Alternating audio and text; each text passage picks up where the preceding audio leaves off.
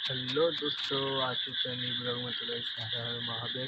दोस्तों गाइस आज तो फिलहाल सुबह 6 बजे ड्यूटी गए थे, इससे सपोर्ट मिला था। तो रूम में आने के बाद गाइस हो गया था क्योंकि बहुत बारिश हो रहा था। आज भी बहुत बारिश हुआ गाइस, ठीक है, बहुत बारिश हुआ। फिलहाल अभी मैं खाना वाना खा के गाइस नाइट को भी सो जाऊँगा।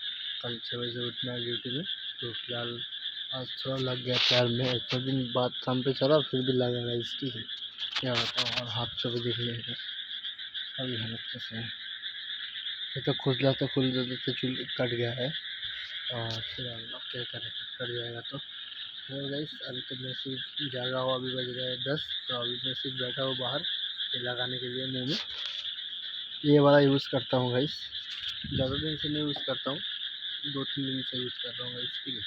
फिलहाल देखते क्या होता है इसका रिजल्ट, ठीक है। हमारा जो काम है धूप में काम करने के बाद भी ऐसा हो जाता है। तो गाइस चलो यही कर लो उसे।